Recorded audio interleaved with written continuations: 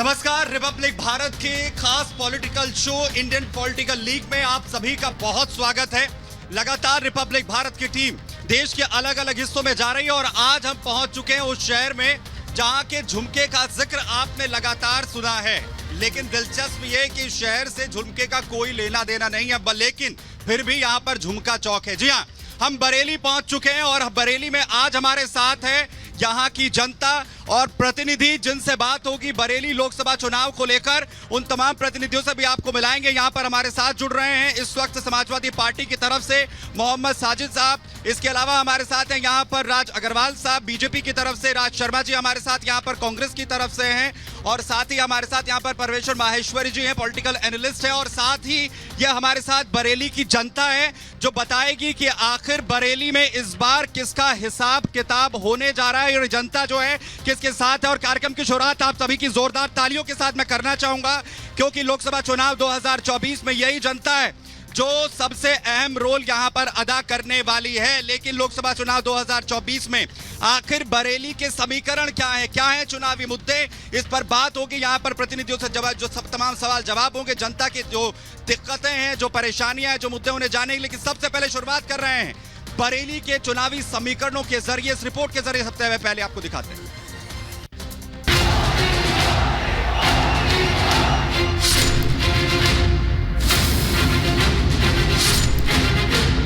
जो खुद को यदि वंशी बताते हैं, ये श्री कृष्ण की मजा उड़ाने वालों ने आरती उतार रहे हैं। एक भी सीट यहाँ पर भारतीय जनता पार्टी कोई खाता नहीं खोलने वाली। जो अपने मुख्यमंत्री बनाने के लिए राजनीति में हो, वो बरेली के युवाओं का भला कर सकता है क्या? इंडिया गठबंधन खदेड़ देगा इन असुरी ताकतों को। चुनाव के बाद फिर आके जब आपको पहचानेंगे भी नहीं, कहेंगे कि साहब मेरे अंगने में तुम्हारा क्या।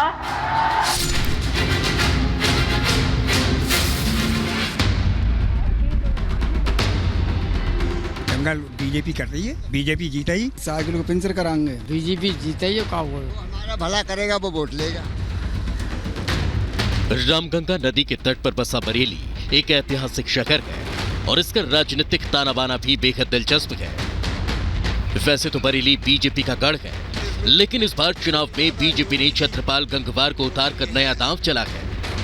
बीजेपी से 8 बार के सांसद संतोष गंगवार इस बार चुनावी रणभूमि में नहीं है। बीजेपी नेतृत्व का यह दांव पार्टी के लिए अपने ही गढ़ में जीत की टेढ़ी मेढ़ी राह भी बना सकता है, और यही वजह है कि हर कोई इस सवाल का जवाब जानना चाहता है। इसलिए जब गृह मंत्री अमित शाह चुनावी रैली करने बरेली पहुंचे तो इस सवाल का जवाब दिया। गंगवार जी के लिए पार्टी ने आगे कोई अलग भूमिका सोची है, इसलिए हम छत्रपाल गंगवार जी को सांसद का प्रत्याशी बनाकर लाए। अमित शाह ने कांग्रेस और सपा को परिवारवाद के मुद्दे पर भी आड़े हाथों लिया। जो प्रधानमंत्री और मुख्यमंत्री बनाने के लिए राजनीति में हो, वो बरेली के युवाओं का भला कर सकता है क्या? बरेली के रण में इस बार सीधी टक्कर बीजेपी और सपा के बीच है। पीएम मोदी ने सीएम योगी और बीजेपी प्रत्याशी छत्रपाल गंगवार के साथ खुली जीप में यहां करीब 1.2 किलोमीटर लंबा रोड शो किया। साथ ही जनसभा में भ्रष्टाचार के मुद्दे पर विपक्ष को जमकर घेरा। पहले आपका हक का पैसा भ्रष्टाचारी लूट लेते थे। बरेली और बदायूं के किसानों को ही पीएम किसान सम्मान निधि से 600 करोड़ रुपए मिल चुके हैं। बरेली पहुंचे सीएम योगी ने भी सपा और कांग्रेस पर चुटकी ली और अनोखे अंदाज में दोनों पार्टियों को कोसा। चुनाव जब आएगा तो आपके पास आएंगे कि आपको कहेंगे आप माई बाप हैं, और जब चुनाव के बाद फिर आके जब आपको पहचानेंगे भी नहीं, कहेंगे कि साहब मेरे अंगने में तुम्हारा क्या। यही बोलेंगे ना। अखिलेश यादव भी बीजेपी के गढ़ में सेंधमारी की कोशिश में हैं। ऐसे में सपा की ओर से भी बीजेपी पर लगातार सियासी तीर छोड़े जा रहे हैं। और जो हमेशा कहते हैं कि बरेली के बाजार में क्या गिरा, इस बार भारतीय जनता पार्टी का अहंकार गिरने जा रहा है। ईश्वर का आशीर्वाद आया और ये इंडिया गठबंधन बनाया गया है, तो इंडिया गठबंधन खदेड़ देगा इन असुरी ताकतों को। बरेली के मैदान को जीतने के लिए दोनों खेमे जी तोड़ मेहनत कर रहे हैं। अब देखना ये होगा कि बरेली के चुनावी सुरमे से जीत का काला टीका किस पार्टी को लगेगा? बरेली में फिर कमल खिलेगा या साइकिल रफ्तार पकड़ेगी? Bureau report, Republic Bharat. और सबसे दिलचस्प बरेली का चुनाव इसलिए भी होता हुआ नजर आ रहा है, ना बीजेपी की तरफ से प्रधानमंत्री नरेंद्र मोदी हो, उत्तर प्रदेश के सीएम योगी आदित्यनाथ हो, गृह मंत्री अमित शाह हो, वो यहां पर रैलियां कर चुके हैं और खुद अखिलेश यादव यहां पर पहुंचे। लेकिन इसलिए भी दिलचस्प हो जाता है ये चुनाव क्योंकि बीजेपी का जो बसपा के कैंडिडेट हैं उनका पर्चा रद्द हो गया। लेकिन मुद्दे क्या है, सबसे पहले शुरुआत यहां से जनता से करेंगे और महिला शक्ति शुरुआत में कर रहा हूं। मैम, क्या मुद्दे हैं, बरेली की जनता ने क्या ठाना है इस बार? हमेशा विकास के मुद्दा हमारा रहा है, सबका साथ सबका विकास, और विकास पूरे देश का और समाज का, दलित का, पिछड़े का। हमारे यहाँ बांटने वाली कोई राजनीति नहीं है। ठीक है मैडम, क्या आप इस सुरक्षित महसूस करती है महिलाएं उत्तर प्रदेश में? हम सबसे ज्यादा सुरक्षित इसी सरकार में महसूस कर रहे हैं। 2014 से पहले का माहौल देखिए और 2004 के बाद जनता कहती है क्या मिला? सुरक्षा मिली हमें। महिलाएं कह रही हैं कि अब तो सुरक्षा मिल गई है। वरिष्ठ हैं आप, कई चुनाव देखे हैं, ये क्या कमाल है यहाँ का? संतोष गंगवार जी जो है 8 बार जो है यहाँ पर चुनाव जीत गए। 2009 का छोड़ दीजिए बस। 2009 के चुनाव से पूर्व जो माहौल था वो बहुत परिवर्तित हो चुका है। इस बार बीजेपी को संतोष गंगवार के प्रत्याशी न होने का थोड़ा खामियाजा तो उठाना पड़ेगा। ठीक है, राज अग्रवाल जी का शुरुआत यहाँ पर कर लेते हैं, जरा जवाब दे दीजिए। संतोष गंगवार जी का पर्चा रद्द जो आप लोग काट दिया, टिकट जो काट दिया, उसका खामियाजा क्या भुगतना पड़ सकता है? 8 बार जीते हैं लगातार यहाँ से। पहले तो सबसे पहले आर भारत का बहुत बहुत स्वागत है नाथ नगरी बरेली में। मैं बताना चाहता हूं कि भारतीय जनता पार्टी के काडर में कोई टिकट काटा नहीं जाता है, कभी भी टिकट कटता नहीं है। हम अपने अगले कार्यकर्ता को प्रमोट करके उसको टिकट देते हैं। हमारे संतोष गंगवार जी 8 बार से यहाँ पे सांसद रहे, उन्होंने बरेली का विकास किया, 8 बार जनता ने उन्हें प्रेम दिया। इस बार भारतीय जनता पार्टी के प्रत्याशी के रूप में छत्रपाल गंगवार जी हैं और वह आगे आने वाली 4 जून को आपको पता लग जाएगा, 4 लाख से अधिक मतों से उनकी विजय होगी। ठीक है साजिद साहब, फायदा क्या समाजवादी पार्टी को हो रहा है? एक तरफ तो गंगवार साहब का पर्चा कट गया, बीजेपी की तरफ से बसपा का जो है वो पर्चा रद्द हो गया। समाजवादी पार्टी देख रही है कि जो अब तक नहीं हुआ इस बार हो जाएगा। समाजवादी पार्टी को बरेली ही नहीं पूरी यूपी में फायदा हो रहा है। इंडिया गठबंधन बहुत मजबूती के साथ चुनाव लड़ रहा है और हम लोग पूर्ण बहुमत से अधिक सीटें लगभग 337 क्रॉस कर चुके हैं और अभी और सीटें बढ़ेंगी क्योंकि जो भाजपा है उसकी कथनी और करनी में काफ़ी अंतर है। उन्होंने जो कहा है वो किया नहीं है। जो वायदे किए, 2 करोड़ लोगों को रोजगार देने की बात कही, महंगाई से निजात की बात कही और जो भ्रष्टाचार खत्म करने की बात करके आए तो वो खुद भ्रष्टाचार के अखंड में डूब चुके हैं। और उन्होंने नोटबंदी जो दुनिया का सबसे बड़ा भ्रष्टाचार है, उसके बाद इलेक्टोरल बॉन्ड, चंदा लेना बुरी बात नहीं है लेकिन चंदे के नाम पर वसूली का खेल, जो चंदा दो और धंधा दो, और जो उन्होंने पैसा लिया इलेक्टोरल बॉन्ड के माध्यम से, उसके 4 घंटे बाद मुंबई में 1400 करोड़ रुपए का किसी को ठेका मिला, किसी को पुणे में मिला। उसके बाद एक लॉटरीबाज कंपनी से लगभग 1400 करोड़ रुपए का ठेका लिया। ये और यहाँ जो चंदे का धंधा है वसूली का, और ईडी की कार्रवाई हुई 10 दिन पहले और उसने फिर इलेक्टोरल बॉन्ड के माध्यम से पैसा दिया, उसकी कार्रवाई तुरंत रुक गई। जो भाजपा की बॉसिंग मशीन में गया वो साफ होकर ही निकला है, चाहे वो असम के मुख्यमंत्री हेमंत बिस्वा हो या महाराष्ट्र के शरद पवार जी के भतीजे अजीत पवार जी हो, जो सुबह को 4 बजे। ठीक है, इस बार तो गठबंधन, मैं अग्रवाल जी इसका जवाब देंगे लेकिन पहले मैं यहाँ पर शर्मा जी आपसे ले रहा हूँ, तस्वीर बदल रही है क्या इस बार? तो गठबंधन ने जाकर जो पहले नहीं हुआ इस बार कैसे हो रहा है? बिल्कुल सही कह रहे हैं क्योंकि ये समय अब रोटी के दूसरे हिस्से को सेकने का समय आ गया है। मैं सिर्फ कुछ नहीं चाहता हूं, आज आप बरेली में आए हैं, मेरा विनम्र निवेदन है, 8 साल से भारतीय जनता पार्टी को यहाँ के लोगों ने जिताया और निश्चित रूप से उन्हें वोट दिया, लोगों ने जीते। लेकिन मैं ये चाहता हूं कि मुझे सिर्फ 4 फैक्ट्रियां बता दें जो उनके कार्यकाल में लगी हों, 4 अच्छे स्कूल जो बने हों और वो बता दें, और जिस शिक्षा के मंदिर से आप यहां से ये चर्चा हो रही है, इसको केंद्रीय यूनिवर्सिटी बनाने की चर्चा पिछले 35 साल से। अग्रवाल जी इस पर जवाब दें, मैं उससे पहले जनता से जवाब ले लेता हूं। लेकिन फिर भी 8 बार की जीत हुई है बीजेपी की लगातार, वो कह रहे हैं कोई सारी फैक्ट्रियां बंद हो गई। युवा क्या सोच रहा है?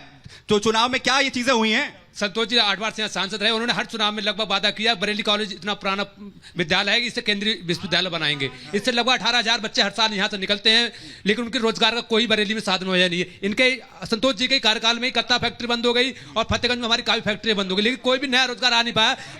अभी जब ये कपड़ा मंत्री थे, इन्होंने कहा बरेली में टेक्सटाइल पार्क बनाएंगे, वो इन्होंने नहीं बनाया। संतोष जी ने कोई भी ऐसा काम नहीं किया जो बीजेपी दोबारा टिकट देती है। कुछ काम नहीं हुआ तो 8 बार लगातार आगे केंद्रीय यूनिवर्सिटी बनाने की बात करी थी। ये 18,000 स्टूडेंट यहाँ पढ़ता है, रेगुलर गांव देहात से बच्चा आता है। गर्ल्स हॉस्टल और बॉय हॉस्टल 2017 से भाजपा की सरकार है, लगातार 2017 से बंद है, ये खुलवा नहीं पा रहे हैं केंद्रीय। ठीक है। संतोष गंगवार जी के जाने का क्या नुकसान है? क्या 8 बार तक ऐसे ही जीतते रहे? वो कह रहे हैं कि यहाँ तो जो मिडिल व्यक्ति था उसका रोजगार ही खत्म हो गया। मैं इस संदर्भ को आगे बढ़ाता हूँ। किसी भी लोकतंत्र के अंदर विपक्ष का सशक्त होना बहुत जरूरी है।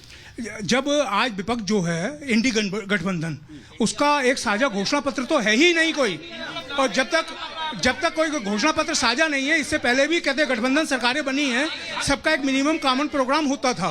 अभी तक ना इनके पास नेता है ना नीति है, तो सामने ये लड़ किससे रहे? ठीक है, नेता है ना नीति है, इसका जवाब साजिद साहब दे लेंगे। अग्रवाल साहब पहले ये बता दीजिए, वो कह रहे हैं कि जो लगातार फैक्ट्रियां आनी चाहिए थी वो तो उल्टा बंद हो गई।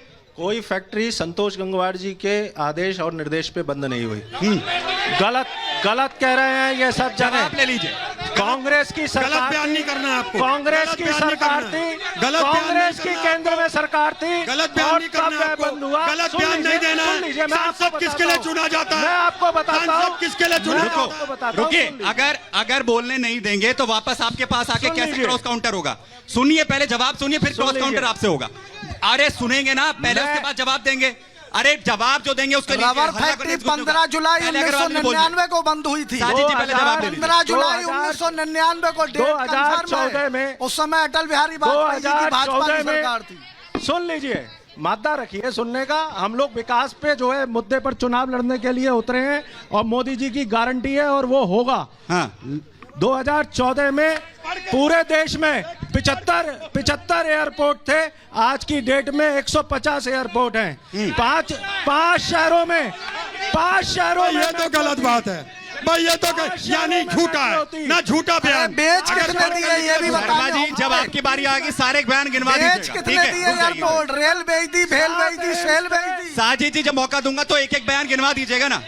बोलिए अग्रवाल साहब, बोलिए अग्रवाल साहब बोलिए। देखिए, पहले तो मैं एक चीज बता दूं, इन दोनों के अलायंस में एक पार्टी तो एक ऐसी स्थिति में है जो तो केंद्र तक किसी प्रकार से पहुंची ही नहीं है ना, तो किस तरीके से ये लोग बात कर रहे हैं? आप लोग करो ना, आपका सांसद से लेना देना क्या? अरे किसका पर्चा खारिज भरना नहीं आता था भाई? सुनिए, जवाब सुनिए ना। जवाब सुनिए, जवाब सुनिए। अरे गलत ही बोल रहे तो जवाब तो सुनेंगे ना, फिर उसके बाद जवाब दीजिएगा। बोल रहे हैं बोलिए, तो आप सही कर दीजिएगा। आप सही कर दीजिएगा, बोलिए। आप सही कर दीजिएगा। 7 एम्स हुआ करते थे 2014 में, आज की डेट में 22 एम्स है। 450 यूनिवर्सिटियां पूरे देश में हुआ करती थी, आज की डेट में 1100 यूनिवर्सिटियां हैं। सुनते रहिए, 96,000 किलोमीटर NH था, आज की डेट में 1.5 लाख किलोमीटर NH है।